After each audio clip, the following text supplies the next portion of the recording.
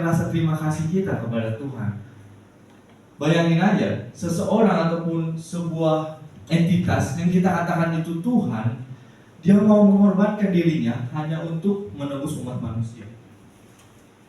Apakah Bapak Ibu mau berkorban untuk orang lain? Mungkin berpikir dua kali kan? Contoh, saya kasih contoh.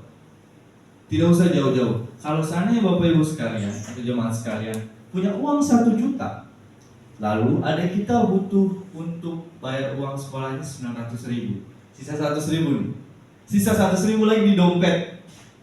Pertanyaannya, apakah Bapak Ibu mau untuk membantu? Pasti berpikir dua kali kan? Sebelum kita kasih, kita berpikir dulu, kalau saya kasih, tapi nanti saya nggak ada duit lagi. Tapi mau gimana lagi? Itu adik saya. Begitu juga dengan Tuhan. Tuhan tidak melihat bahwa manusia itu manusia yang penuh dosa.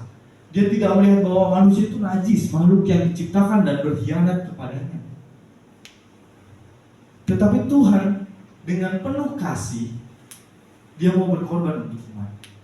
Puji Tuhan. Haleluya. Oke, pada kesempatan kali ini saya diberikan kesempatan untuk berkhotbah. Sebenarnya hari ini itu ada yang khotbah itu adalah Bapak Pendeta Perhatian. Nah, berhubung karena ada kesibukan dan lain halnya, saya diminta tolong untuk menggantikannya dalam khotbah pada malam hari ini. Oke, jadi tema khotbah kita pada malam hari ini adalah memilih untuk bersukacita. Kita ulangi sekali lagi ya. Memilih untuk bersukacita. Kenapa saya pilih memilih untuk bersukacita? Kita semua kan pasti bersukacita ya dalam setiap kehidupan kita. Siapa sih orang yang mau sedih? Siapa sih orang yang mau susah? Kita pasti harus bersukacita. Kita pasti maunya bersukacita. Tetapi Bapak Ibu sekalian, terkadang di tengah kehidupan yang penuh tantangan ini, kita seringkali merasa namanya lemah. Kita merasa sering namanya kehilangan semangat. Kita putus asa, kita nggak tahulah lagi jalannya gimana. Contoh kita ambil dalam setiap kehidupan. Contoh kehidupan saya sendiri ya. Sebagai mahasiswa, jujur sebagai mahasiswa itu nggak gampang ya. Apalagi dengan tugas-tugasnya yang lumayan banyak dan juga hektik akan tugas-tugasnya segala macem. Juga kita mikirin uang kuliah juga, bagaimana nanti skripsi kita. Bang Dasman juga yang pengen skripsian nanti, yuk disemangatin yuk Bang Dasmannya. Belum judul skripsi belum ya? Nah, terkadang dalam kondisi-kondisi seperti itu, kita tuh cenderung menjadi lemah. Kita berkata pada diri sendiri, kayaknya gue nggak bisa. Kayaknya Tuhan gak pernah nolong gue. Kayaknya Tuhan gak pernah ada dalam hidup gue. Tuhan gak pernah ada dalam hidup saya. Kalau kita lihat dari posisi Tuhan itu sendiri, contoh, manusia itu kan sering berkomedi ya, kayak misalnya lu enak ya gini hidup lu anteng-anteng aja. Misalnya kita ambil dari sisi Tuhan gitu. Tuhan, lu gak pernah sih bantuin gua. Dalam hati Tuhan gini, gak pernah. Dari kapan kamu bangun aja saya kasih nafas, kamu malas-malasan aja masih saya kasih makan, terus kamu bilang saya gak pernah bantuin kamu. Kalau misalnya kita lihat dari sudut pandang Tuhan, kalau Tuhan bisa berbicara secara langsung ya, ini hanya pemikiran liar aja.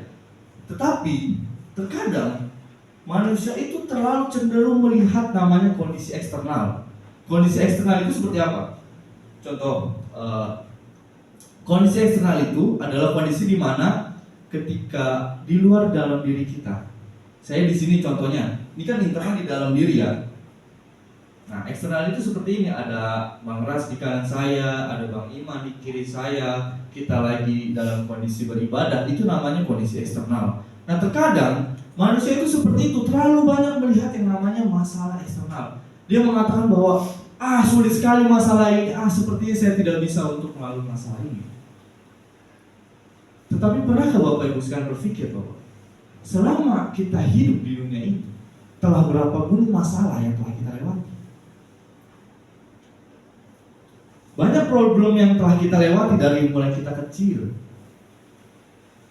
dari kita TK, dari kita SD, SMP, SMA, sampai kita menjadi orang dewasa, itu pasti banyak masalahnya dan telah kita lewati dengan baik-baik saja. Makanya saya selalu suka dengan satu kalimat, dia itu Ustadz gitu ya, tapi ini cuman ngambil kutipannya doang. Dia tuh bilang gini, semuanya akan berlalu. Terkadang manusia itu terlalu berpikir terlalu jauh. Bagaimana kalau saya tidak bisa sukses? Bagaimana kalau misalnya anak istri saya tidak bisa makan? Bagaimana kalau misalnya adik-adik saya nanti menderita karena saya? Terkadang manusia terlalu jauh untuk berpikir ke depannya. Dan yang akhirnya membuat manusia itu menderita. Untuk yang sedang berusaha mungkin berpikir, jujur, saya pernah beberapa kali membantu dan juga bekerja di sebuah usaha yang baru merintis. Yang waktu di Jakarta itu, di Jaksel, jujur dia masih merintis. Nah, sebagai manusia pasti kita berpikir secara visioner, bagaimana ke depannya, bagaimana menyusun ini. Tetapi akan berubah ketika berpikir secara berlebihan, karena dia tidak percaya. Itu masalahnya. Oke, boleh lanjut? Mengapa sukacita itu sulit ditemukan? Kenapa sih orang itu susah bersukacita? Kenapa? Kenapa sih orang itu cenderung kalau misalnya ada masalah kayak susah banget kayaknya? Di sini yang pertama saya menulis adalah stres dan kecemasan. Tingkat stres yang tinggi dapat mengurangi kemampuan seseorang untuk merasa bahagia. Terkadang ketika kita berpikir berlebihan ini, maka akan menimbulkan sebuah respon. Hasil dari pikiran kita menimbulkan sebuah respon dalam diri, sehingga kita stres dan cemas. Bagaimana ya kalau ini, bagaimana kalau misalnya tidak bisa, bagaimana, dan segala macam. Kalau misalnya kayak gini gimana? Ini gimana? Ini gimana? Selalu dengan pertanyaan-pertanyaan yang seperti itu. Lalu yang kedua, tahap yang lebih ekstrim lagi, yaitu depresi. Depresi adalah gangguan mood yang serius yang menghalangi seseorang untuk merasakan sukacita. Nah, depresi ini itu ada tingkat stres yang lebih lanjut lagi. Pernah lihat orang depresi? Ada yang pernah? Mungkin belum ya. Jadi kalau orang ada yang pernah, gimana tuh Pak? Gimana? Bulan 12 kemarin. Bulan 12 kemarin. Itu Pak, panitia. Maaf. Bercanda. Ya, jadi depresi itu adalah tingkat stres yang lebih tinggi lagi, di mana seseorang itu lebih suka untuk menyendiri, untuk memendam perasaannya. Berdasarkan buku yang pernah saya baca itu, orang depresi itu cenderung lebih suka mengunci dirinya, tidak mau berbagi bagaimana apa yang dirasakannya, apa pergumulan dalam hatinya. Dia merasa bahwa saya sudah tidak ada harapan lagi. Bahkan lebih bahayanya orang depresi adalah ketika dia berpikir untuk bunuh diri. Ini sudah tahap-tahap yang sampai dibilang sudah sampai kondisinya sangat ekstrim. Mungkin kita berpikir bahwa orang depresi itu mah lebay ya, masa cuma masalah kayak gitu doang dia nggak bisa hadepin, gua aja setiap hari kayak gini bisa. Tetapi permasalahannya, depresi itu timbul karena sifat manusia ataupun sikap manusia yang tidak bisa mengontrol pikiran dan emosinya. Ketika masalah itu datang, dia tidak bisa mengontrol hal itu. Dia cenderung lebih panik, lebih cemas, nggak bisa, dan akhirnya dari stres lalu ke depresi. Biasanya hal-hal depresi ini lebih cenderung kepada pengalaman-pengalaman masa lalu. Contoh, pengalaman masa lalu seperti apa? Kalau Bapak Ibu tahu, ada perang di Filistin, ya kan? Nah, itu pasti akan membuat namanya itu traumatik. Korban-korban peperangan tersebut, seperti anak kecil atau mungkin wanita, akan menimbulkan yang namanya sebuah trauma. Kalau trauma ini terus dibiarkan atau tidak bisa mengontrol emosi dan pikiran seseorang, maka bisa akan menimbul yang namanya depresi. Bayangin aja bagaimana nggak depresi dalam perang itu, kita contohnya kita lagi makan enak-enak ya, lagi makan Indomie tiba-tiba bom ada di depan tetangga kita, dar gitu. Bayangin ya, gimana orang nggak stres, gimana orang nggak panik, makanan nggak ada, air susah dicari. Bahkan menurut artikel yang pernah saya baca dikatakan kesulitan air di Palestina itu cukup tinggi ya, karena sudah diledakkan semua sumber-sumber mata air tersebut. Bahkan yang lebih parahnya lagi, Israel ini sampai membuat mata pencaharian air ini yang bersih ini sampai dibuat di tanah Palestina. Jadi tanah Palestina itu yang tadinya dipakai buat air bersih malah dipakai oleh orang Israel. Begitu kejamnya gitu. Nah, lalu yang ketiga, ketidakpuasan. Mengapa sukacita itu bisa terhalang karena ketidakpuasan? Terkadang memang sebuah kepuasan dalam setiap kehidupan kita itu pasti akan menimbulkan yang namanya sukacita. Contoh, enak nih ya, 2 hari lagi saya ulang tahun nih contohnya. Terus pas di hari ulang tahun itu dikasih hadiah sama orang tua, contohnya sepeda. Pasti itu akan memberikan sebuah kepuasan tersendiri, bahwa wah ini namanya sukacita ya, ini baru saya namanya merasa bahagia. Saya baru merasa bahagia ketika saya mendapatkan sebuah barang atau kepuasan tertentu. Atau contoh kita menang turnamen olahraga gitu. Kita menang turnamen olahraga, atau mungkin kita main game. Nah, anak muda pasti kan sering main game gitu. Ketika kita menang dalam sebuah game, pasti akan menimbulkan namanya kepuasan tersendiri. Tetapi kepuasan sementara tersebut akan timbul yang namanya ketidakpuasan. Kenapa bilang ketidakpuasan? Karena tidak puas akan hal-hal yang telah diperoleh. Contoh, di hari Natal kemarin, pasti kalau misalnya hari Natal biasa identik dengan baju baru, celana baru, dan juga ya kado Natal gitu kan. Nah, permasalahannya adalah ketika seseorang itu tidak mendapatkan yang namanya kepuasan dari hal-hal seperti baju baru tersebut, maka hasilnya apa? Tidak bersyukur, jadinya mengeluh. Elah, orang tua aku jahat banget sih, nggak kasih aku baju baru. Padahal bapaknya lagi ngari dompet, nyari 1.000 buat beli dompet. Kita nggak tahu yang dirasakan dengan orang lain gitu. Ya mungkin ini kayak nggak mungkin lah ya. Tapi pasti ada alasan tersendiri kenapa orang tua kita tidak selalu memberikan apa yang kita inginkan. Mungkin dari segi ekonomi atau mungkin dari segi sikap kita, itu banyak faktornya. Tetapi ketidakpuasan itu tidak akan pernah puas, karena saya ada satu statement dia, kalau nggak salah Aristoteles, dia bilang gini, siapa yang tidak pernah cukup akan satu barang, siapa yang tidak akan pernah cukup akan sedikitnya yang ia peroleh, maka ia akan tidak pernah cukup. Dia pernah ngomong kayak gitu. Artinya, jika kamu tidak bisa bersyukur akan satu HP ini, kamu tidak akan pernah bersyukur. Kamu tidak akan pernah cukup dalam hidup kamu. Jika kamu tidak pernah cukup akan kendaraan yang kamu peroleh, hak kamu untuk dapat itu, kamu tidak akan pernah cukup dalam hal itu. Makanya ketidakpuasan ini menjadi penghalang untuk kita bersukacita. Lalu yang keempat ada penderitaan fisik. Kenapa penderitaan fisik?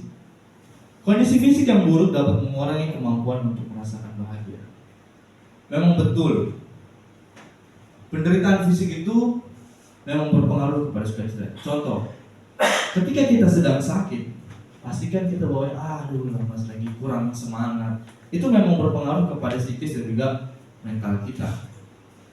Bahkan menurut The Right Choice, saya baru baca satu buku tadi. Ada satu ibu-ibu, dia itu udah nikah gitu ya. dia memiliki yang namanya itu kayak kanker payudara. Kanker payudara. Siapa yang nggak stres, siapa yang nggak pusing kalau misalnya mengidap namanya penyakit kanker? Jujur, penyakit kanker itu setahu saya belum ada obatnya. Ya nanti bisa dikoreksi sama ibu gembala kita gitu. Tetapi setahu saya kanker itu belum ada obatnya gitu. Belum ada obatnya. Dan bahkan kanker itu biasanya diobati dengan kemoterapi yang berdampak kepada kesehatan rambut. Bayangin aja kalau perempuan kena kanker di kemoterapi itu rambutnya pada copot, pada rontok.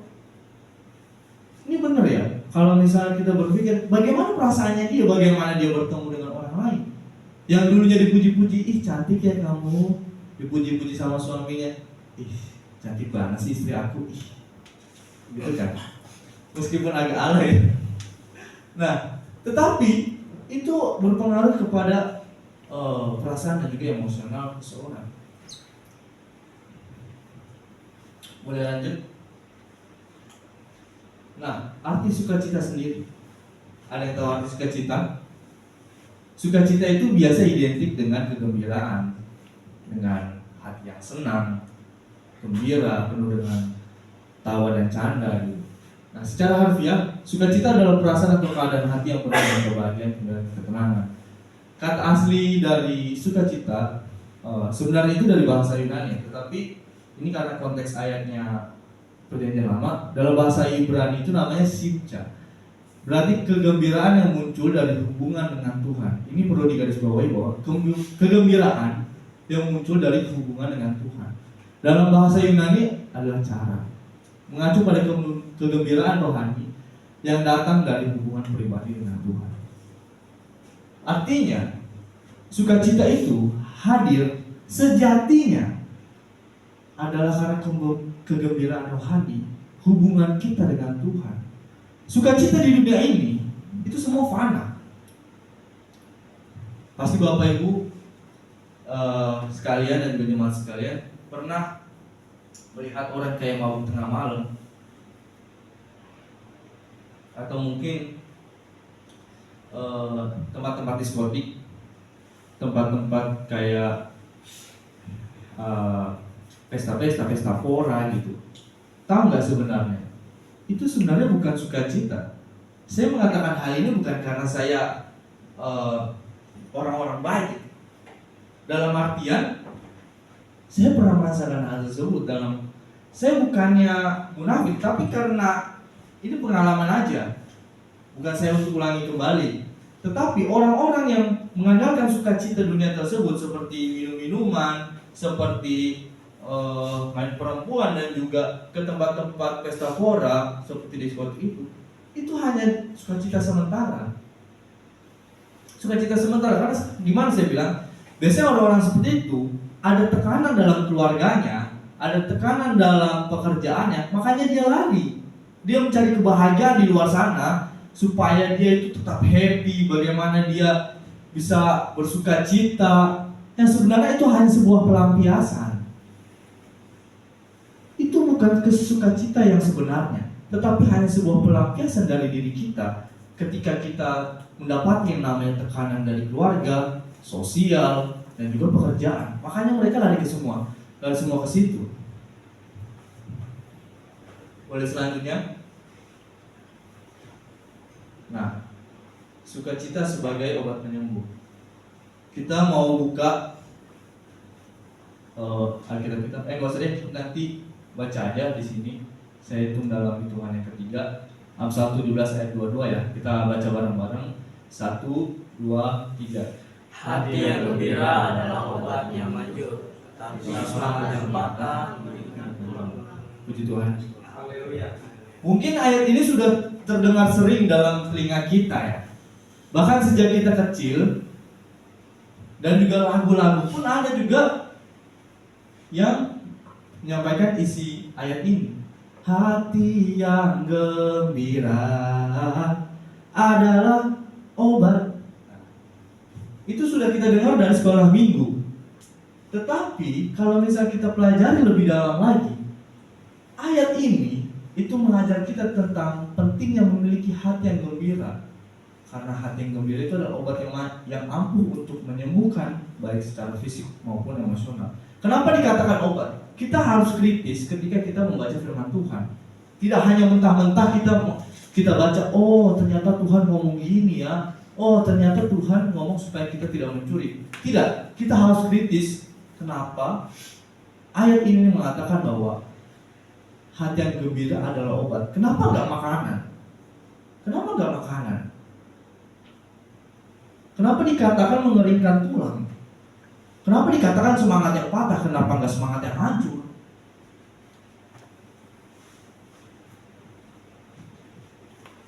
Alasannya adalah, ibarat ketika kita sedang mengalami masalah yang membuat mental kita down, kita nggak usah munafik ya.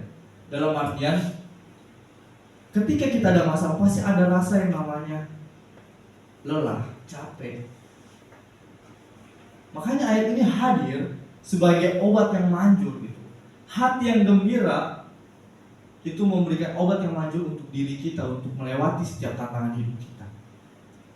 Makanya ketika kita sedang ada masalah, sedang ada sesuatu yang membuat kita risau, membuat kita tidak tenang, membuat hati kita seperti saya tidak bisa lagi untuk menghadapi masalah ini.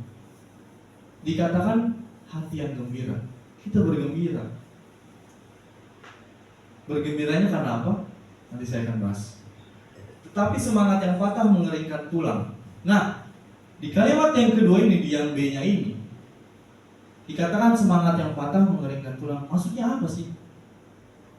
Masa iya kita patah semangat tulang kita kering? Kan gak mungkin kan? Secara logis aja, mana ada semangat kita patah? Kita lagi lemes nih, gak semangat nih. Tiba-tiba tulang kita kering, jadi osteoporosis gitu. Ya gak mungkin. Yang dimaksudkan dengan sini adalah tulang. Kenapa dibahasnya pakai tulang juga? Kenapa harus tulang? Kenapa ayat ini dikatakan mengeringkan tulang? Kenapa gak mengeringkan darah? Kenapa gak mengeringkan kaki? Kenapa? Alasannya adalah tulang dalam budaya Ibrani di masa itu dilambangkan sebagai kekuatan. Kenapa dikatakan sebagai kekuatan? Fungsi tulang itu apa? Yang pertama, sebagai kerangka tubuh.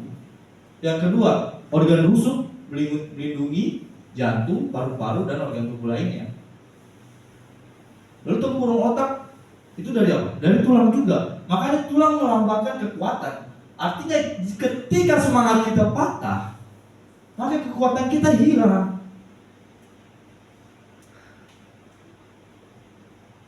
Gitu. Dan satu-satunya obat yang manjur yang bisa meningkatkan hal itu adalah hati yang gembira. Hati yang gembiranya seperti apa? Apakah kita ngeledek orang tua? Enggak kan? Itu nggak sopan dong. Boleh lanjut?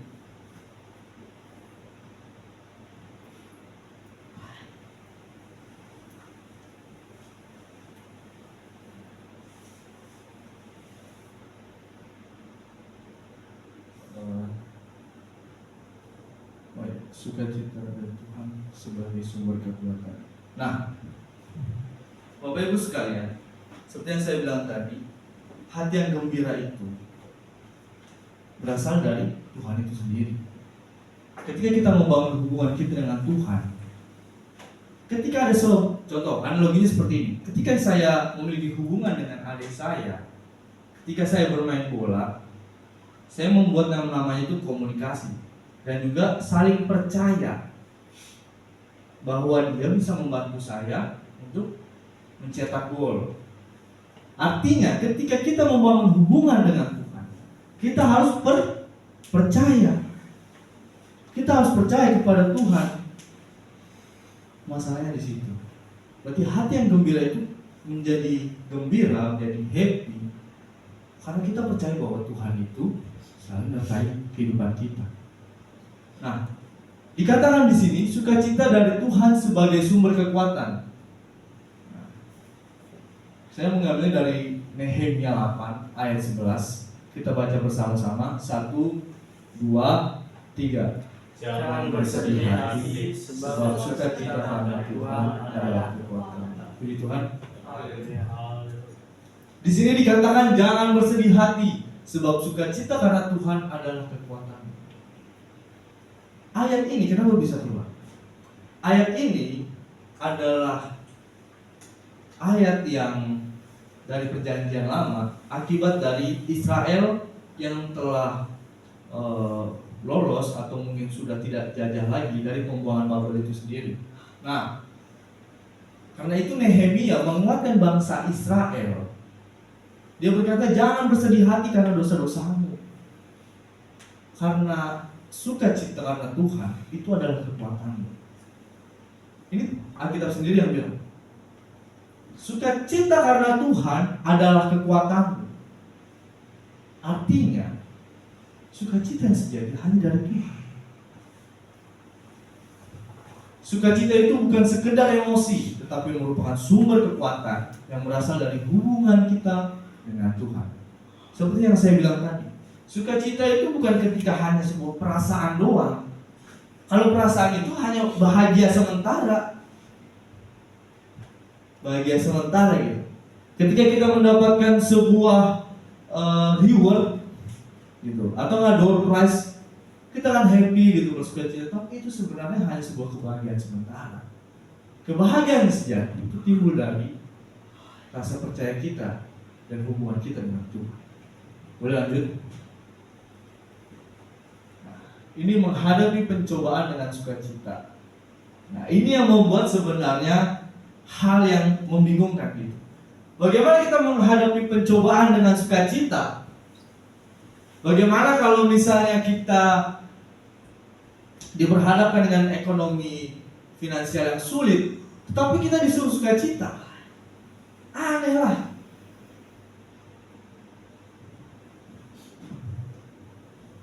Coba kalau kita melihat dalam setiap kehidupan kita gitu, kita merefleksikan diri kita. Terkadang ketika kita menghadapi pencobaan, kita merasa, udahlah malas gue ketemu orang, gue diem aja lah di rumah, gak usah lagi gue ketemu orang. Gue juga lagi ada masalah, yang dia bakal bantu. Nah, tapi di sini dikatakan loh, menghadapi pencobaan dengan sukacita. Kenapa? Alasannya itu kenapa? Kita baca di Yakobus 1 ayat 2, biasa yang bacakan. Saudara-saudaraku, anggaplah sebagai suatu sukacita apabila kamu jatuh ke dalam berbagai pencobaan. Gimana kita menganggap sebuah pencobaan sebagai sukacita? Hal yang aneh bukan? Seharusnya ketika kita sedang menghadapi pencobaan, kita diam dulu, kita merenungi gimana. Tetapi di sini dikatakan dengan sukacita. Yakobus mengajarkan kepada kita untuk melihat pencobaan sebagai kesempatan untuk bersukacita. Pencobaan adalah alat Tuhan untuk mendewasakan iman kita. Terkadang saya nggak tahu kalau misalnya yang Bapak Ibu, dalam sudut pandang Bapak Ibu, masalah dan pencobaan itu seperti apa. Tetapi saya selalu bilang dalam diri saya bahwa itu bukan pencobaan, itu bukan masalah menurut saya. Karena jujur, saya merefleksikan dalam permasalahan hidup saya. Jika orang tua mengeluh soal ekonomi kepada anak pertama, anak kita sebagai anak nih, terus orang tua kita lagi gak mampu, bagaimana perasaan? Kita juga mengalami yang namanya kesedihan juga. Kita merasakan kepedihan yang dirasakan oleh orang tua. Tetapi di sini dikatakan dengan sukacita. Sebenarnya ini sebagai alat Tuhan untuk mendewasakan iman kita, bukan mengimaninya. Alat Tuhan untuk mendewasakan iman kita gitu. Kenapa dikatakan alat Tuhan? Saya mengambil analogi seperti ini. Bapak Ibu pasti pernah yang namanya jatuh, terus ada namanya luka yang membekas gitu. Atau enggak kayak gini. Kita udah luka di sini nih, kita udah luka di sini. Habis itu udah sembuh, kita lukain lagi dia. Otomatis dagingnya akan timbul kan. Dagingnya timbul, terus tekstur dari kulit itu lebih keras. Nah, karena itu ibaratnya adalah itu sebenarnya untuk membangun kita lebih kuat lagi. Ketika kita diperhadapkan dengan pencobaan, dengan masalah, maka itu membuat kita lebih kuat. Saya punya satu kutipan dari Seneca. Seneca itu bilang gini, apa yang tidak membunuhmu, itu akan membuat kamu kuat. Meskipun kamu hampir mati, tetapi itu tidak membunuhmu, itu akan membuat kamu lebih kuat. Karena pada dasarnya, menurut artikel yang pernah saya baca adalah hakikat atau kemampuan otak manusia itu adalah untuk bertahan hidup. Kemampuan dasar otak manusia itu adalah untuk bertahan hidup. Tuhan memberikan sebuah anugerah yang benar-benar sangat besar kepada manusia. Seluruh binatang di dunia ini mungkin memiliki kekuatan, memiliki insting yang bagus, bisa berlari cepat sampai 80 km per jam. Tetapi fungsinya apa? Hanya untuk mencari makan. Tetapi manusia diberikan akal oleh Tuhan itu untuk berpikir dan juga menyelesaikan masalah. Karena ketika kita diperhadapkan dengan masalah, ada dua respon manusia itu sendiri. Lari atau menghadapi. Pasti Bapak Ibu dan juga jemaat sekalian bilang, saya mau menghadapi masalah. Apa itu masalah kan? Tetapi pada kenyataannya adalah ketika kita diperhadapkan dengan sebuah masalah, ada sebuah hati kecil kita bilang, aku udah capek, gue mau lepas, gue pengen lari. Ada sebuah respon sebenarnya. Tetapi karena kita percaya Tuhan menyertai hidup kita, memberikan dan juga menenangkan hati kita, memberikan sukacita yang sejati, maka kita kuat untuk menghadapi tantangan.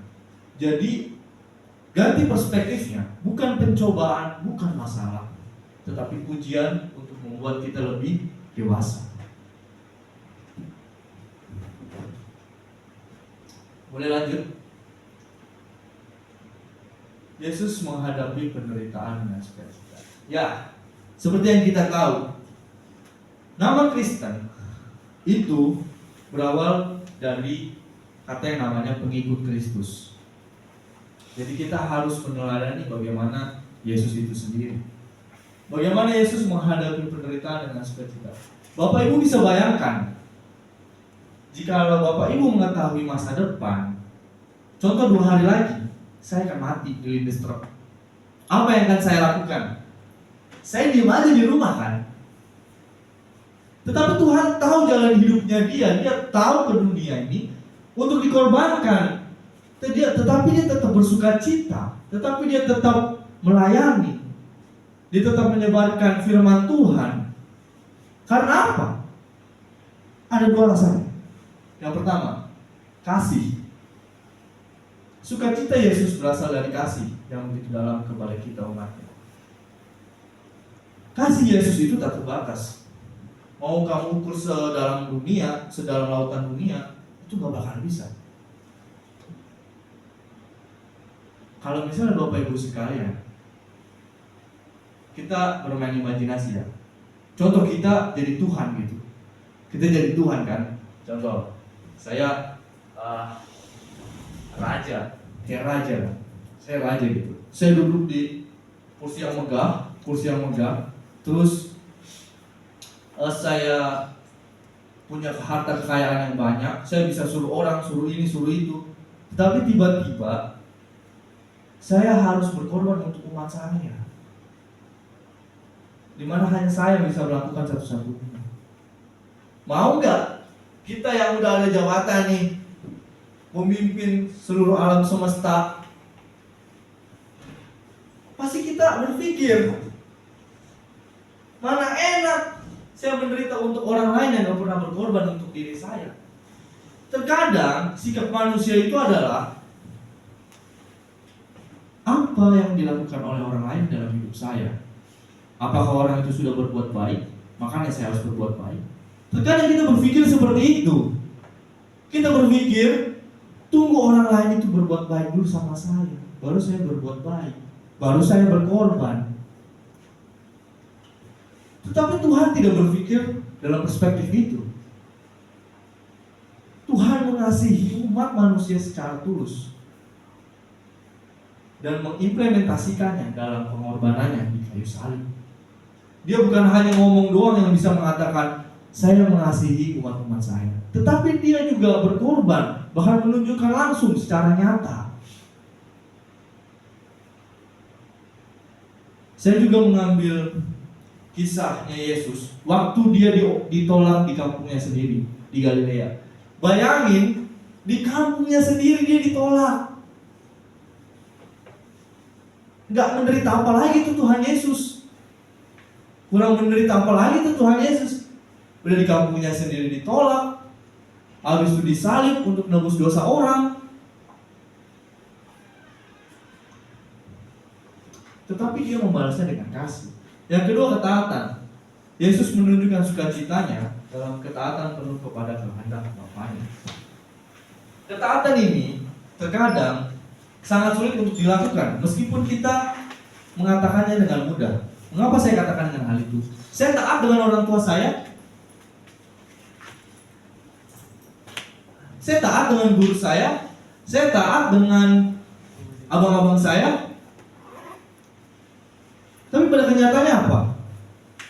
Kita selalu mengkhianati mereka lewat tindakan yang kita lakukan. Kadang kita bilang, aku sayang mama aku cinta mama aku. Kalau misalnya contoh kayak kalau suara buaya gitu kan, cuman kamu di hati aku, gak ada yang lain, kamu adalah satu-satunya. Cih. Bukan Pak. Itu tuh kayak ngomong itu gampang, tetapi pada kenyataannya untuk taat itu sangat sulit. Terkadang kita bilang taat dan juga kepada orang lain, maksudnya orang tua kita, kepada Tuhan kita. Terkadang kita juga tidak menepati janji diri kita sendiri. Kita menepati janji diri sendiri untuk bisa happy. Kita berjanji kepada diri sendiri untuk lebih menyayangi diri kita lewat self reward, mengasihi orang sekitar kita. Tetapi itu terkadang kita ingkari sendiri dalam setiap kehidupan kita. Kita tidak bisa pungkiri, tetapi kita mau belajar kepada Yesus bahwa Tuhan Yesus taat meskipun dia tahu jalan hidupnya adalah untuk pengorbanan manusia. Boleh lanjut? Sukacita Yesus dalam menghadapi salib. Nah, di sini Bapak Ibu sekalian, saya bilang tadi, bagaimana orang bisa bersukacita ketika kematian berada di depan kita? Ketika kematian benar-benar jelas di hadapan kita bahwa kita mau dibunuh, kita mau disiksa, tetapi kita terus bersukacita. Gimana caranya? Tetapi Tuhan Yesus tetap bersukacita. Tuhan bersukacita karena kemenangan. Yesus tahu bahwa melalui kebangkitannya Dia akan mengalahkan kuasa kematian dan memberikan harapan hidup yang kekal. Jikalau Tuhan Yesus takut untuk disalib, mungkin kita masih menjadi manusia yang harus dikekang oleh hukum-hukum Taurat. Mungkin kita masih dikekang oleh dosa-dosa manusia yang terus menjerat hidup kita, yang sebenarnya tidak bisa 100% dilakukan oleh manusia. Makanya dikatakan anugerah, karena itu adalah sebuah pemberian.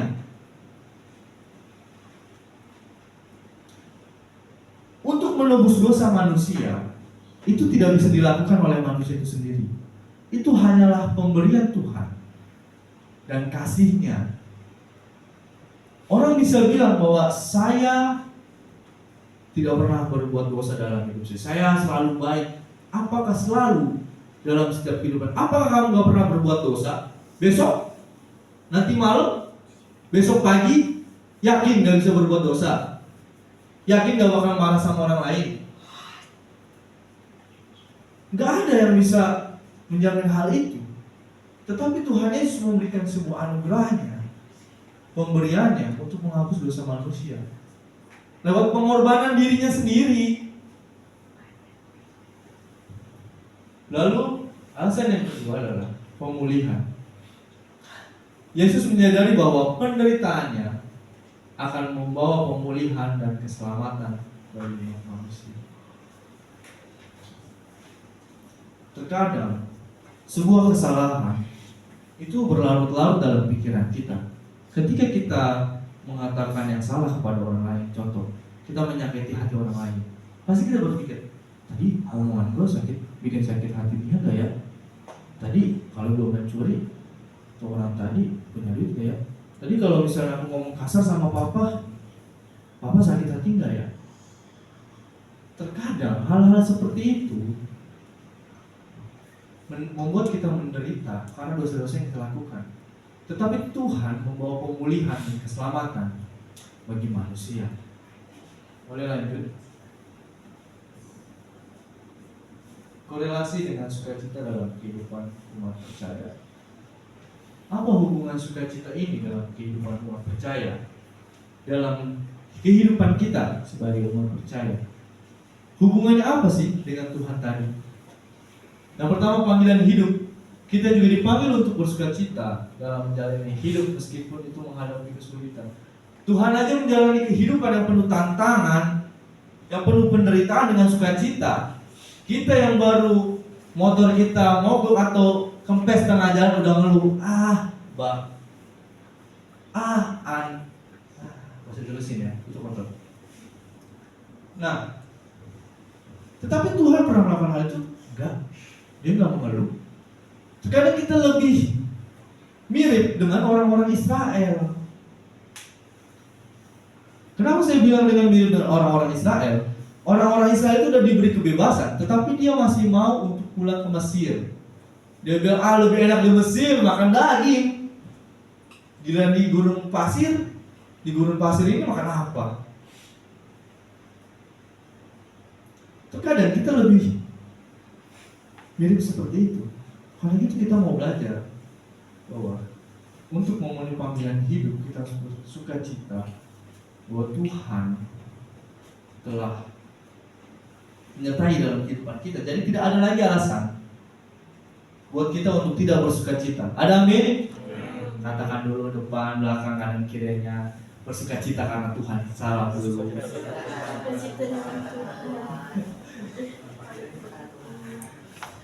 Ya, benar sekali. Jadi kita harus meneladani Yesus dalam setiap aspek kehidupan kita. Terkadang hal-hal seperti ini, sukacita seperti ini tidak kita terfikirkan dalam pikiran kita gitu. Terkadang kita cenderung lebih melihat masalah hidup kita bahwa kayaknya uang kuliah gue susah banget kayaknya. Gimana dong? Apa gue bisa lulus? Terus dengan overthinkingnya, gue menyalahkan diri gue sendiri. Saya menyalahkan papa saya menyalahkan adik-adik saya menyalahkan semua orang. Yang hadir hanyalah problematika, gak ada sukacitanya. Tetapi kalau misalnya kita bersukacita karena Tuhan, kita percaya bahwa Tuhan selalu mencukupkan kita dan selalu ada rancangan yang terbaik dalam hidup kita, maka kita akan bersukacita. Karena Tuhanlah sebagai pemilik alam semesta ini, Dia aja sanggup menciptakan dunia dan alam semesta. Masa kalau permasalahan ini kayak kita doang gak bisa diselesaikan? Lanjut, udah habis? Oh, sudah habis ya? Oke. Mungkin Saya akan tarik kesimpulannya.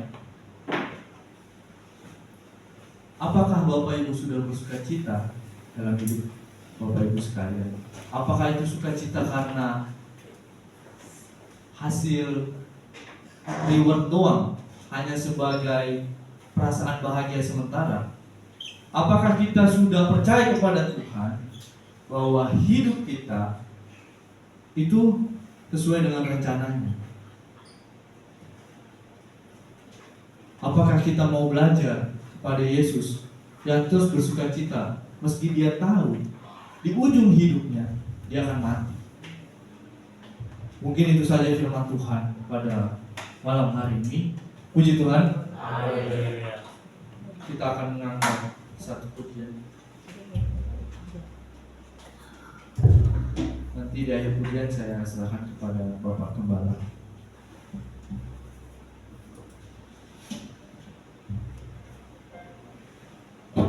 Kita akan satu pujian, Tuhan pasti sanggup.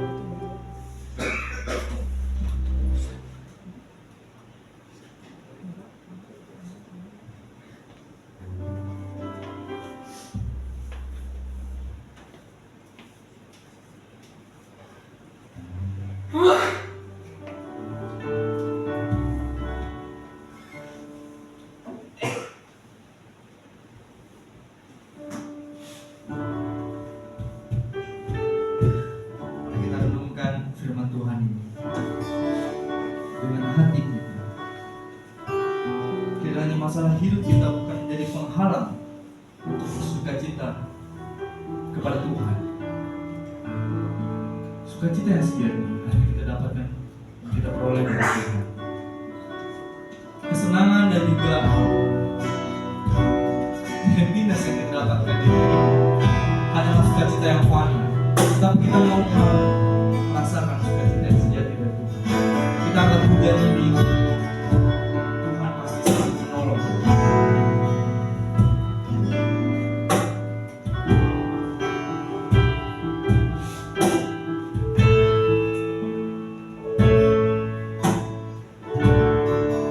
Kuatkanlah hatimu, lewati segala persoalan. Tuhan Yesus selalu menolongmu dan memberi harapan.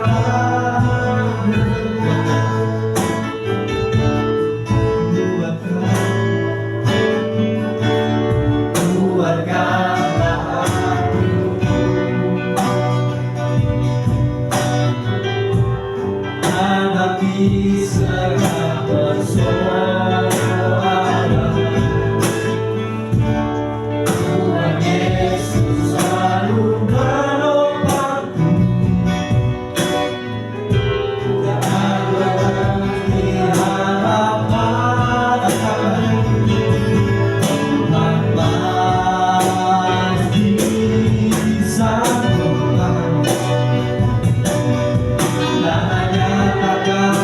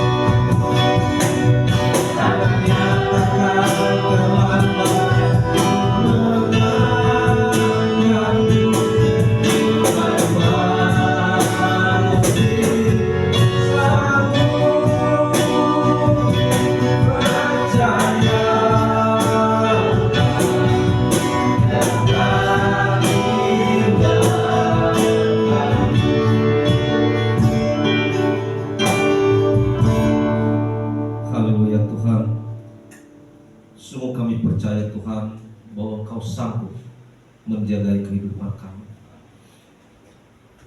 Tuhan Yesus, malam hari ini Tuhan, Engkau kembali mengajarkan kami supaya kami tetap hidup dalam sukacita, supaya kami jangan terlena dalam kesedihan kami. Mungkin kami banyak tekanan dalam dunia ini, banyak masalah kehidupan yang kami alami Tuhan. Mungkin masalah ekonomi, masalah keluarga, masalah pekerjaan, atau banyak masalah Tuhan Yesus yang mungkin membuat kami seolah-olah kami kehilangan sukacita. Malam hari ini Engkau kembali mengingatkan kami supaya setiap orang-orang yang percaya kepada Kristus hendaklah selalu bersukacita. Sukacita itu ada ketika kami boleh bersyukur dalam segala keadaan. Ketika kami dalam keadaan susah pun kami tetap bersukacita. Kami bersyukur. Ketika kami dalam keadaan masalah, kami tetap bersyukur. Ketika kami juga sedang diberkati, kami juga bersyukur.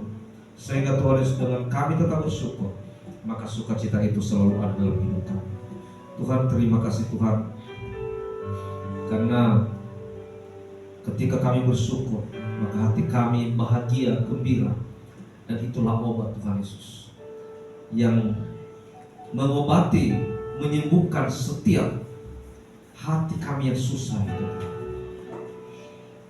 Tapi ketika kami Tuhan Yesus memandang sesuatu masalah itu menjadi hal yang tidak bisa kami hadapi, maka disitulah Tuhan Yesus kesusahan itu, masalah itu mengalahkan kami. Baiklah, kiranya malam hari ini Tuhan Yesus dalam firman Tuhan telah kami dengarkan, kami boleh belajar menjadi kehidupan yang selalu bersuka di hadapan Tuhan, kehidupan yang selalu bahagia di hadapan Tuhan.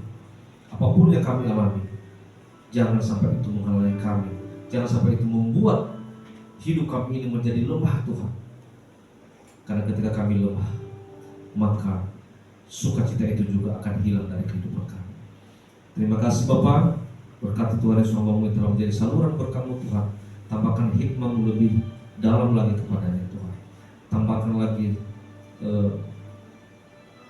berikan lagi kebijakan kepadanya Tuhan. Menjadi pribadi yang bijak, menjadi pribadi yang punya hikmat dalam melakukan segala sesuatu. Sehingga Tuhan Yesus dalam pelayanan-pelayanan yang akan datang melakukan pelayanan itu tetap yang terbaik untuk Tuhan. Pakailah hamba-Mu ini Tuhan Yesus. Mungkin dalam segala pergumulannya juga, cita-cita kedepannya Tuhan Engkau ada bersama dengan dia. Terima kasih Tuhan, berkati seluruh jemaat Tuhan yang hadir malam hari ini untuk beribadah. Kiranya Tuhan Yesus melalui firman Tuhan telah kami dengarkan, maka kehidupan kami semua akan diberkati, dan kami boleh pulang dari tempat ini juga dengan membawa berkat, terutama berkat rohani daripada Tuhan. Berkati semua telah mulai mengambil bagian dalam pelayanan malam hari ini Tuhan, baik worship leader, gabungan musik juga Tuhan Yesus, Engkau berkati Tuhan, maupun kolektor, pendoa, Engkau berkati semuanya Tuhan, agar kiranya Tuhan Yesus melalui pelayanan yang kami kerjakan pada malam hari ini, kami tetap memberikan hak, kami tetap memberikan hidup kami, hati kami, dan seluruh aspek kehidupan kami untuk kemuliaan bagi Tuhan. Kiranya Tuhan Yesus, Engkau tambah kami hikmat juga dalam pelayan-pelayan kami yang akan datang. Berdoa buat gereja kami di tempat ini, berkati Tuhan Yesus. Kursi-kursi yang masih kosong, kiranya Tuhan kirimkan jiwa-jiwa yang baru Tuhan, sehingga Tuhan Yesus tempat ini akan dipenuhi dengan jiwa-jiwa yang Tuhan kirimkan. Dan bahkan suatu saat ke depan tempat ini akan dipenuhkan dan akan bertambah besar, dan Tuhan akan memberikan kami tempat yang lebih layak lagi Tuhan. Karena kami merindu Tuhan Yesus dalam kehidupan kami. Hidup kami ini adalah hidup untuk melayani Tuhan. Mulut kami adalah mulut untuk memuliakan Tuhan, memuji Tuhan.